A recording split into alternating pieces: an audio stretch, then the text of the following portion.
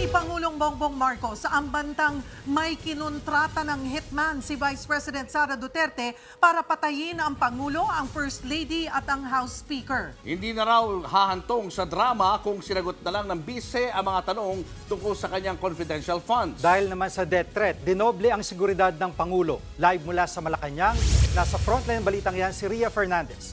Ria, gaano kahigpit ang ginawang seguridad dyan? Jiggy, isa-isang ininspeksyon ng mga sasakyang papasok dito sa palasyo. Kanina, nasa 3 minuto ang haba ng tugon ni Pangulong Bongbong Marcos saan niya'y nakababahalang banta sa kanilang buhay ni Vice President Sara Duterte. May kinausap na ako na tao. Sinabi ko sa kanya, kapag pinatay ako, patayin mo si BBM, si Lisa Araneta at si Martin Romualdez. No joke. No joke.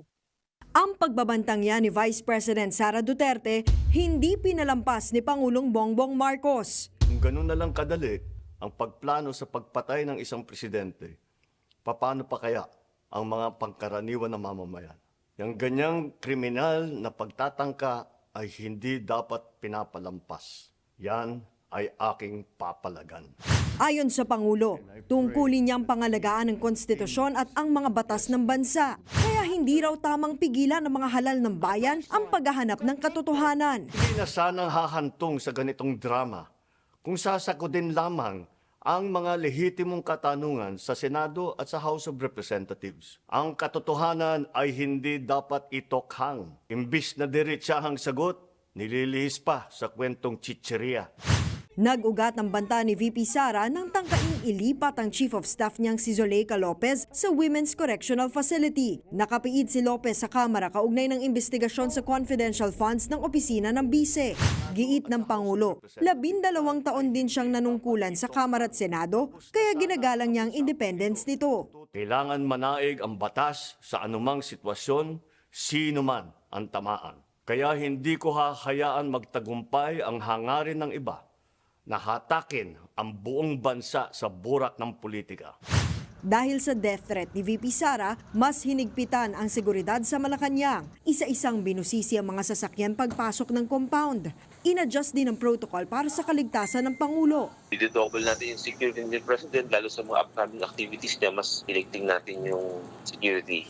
Wala pa naman daw na pag-uusapan kung lilimitahan ba ang mga aktibidad ni PBBM, pagsusuotin siya ng bulletproof vest o lalagyan ng bulletproof glass ang presidential podium gaya ng ginawa nila noon kay dating Pangulong Rodrigo Duterte.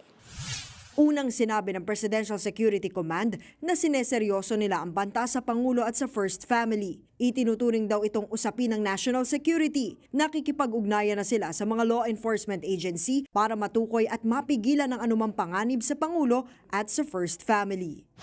Ayon naman kay VP Sara, sasagot siya sa pagpalag ni PBBM kapag nabasa na ang buong statement ng Pangulo.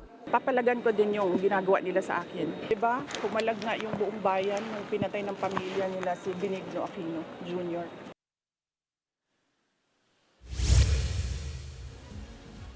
Jiggy, sa mga sandaling ito, maayos at tahimik ang sitwasyon sa palibot ng Malacanang. Hindi pa tiyak kung hanggang kailan ipatutupad itong mas mahigpit na seguridad dito. Jiggy? Maraming salamat, Ria Fernandez. Mga kapatid, Jiggy Manikad po, iba na ang may alam at may pakialam sa panahon ngayon. Para sa konkreto, kumpleto at komprehensibong balitaan sa Frontline, mag-follow at mag-subscribe sa social media pages ng News 5.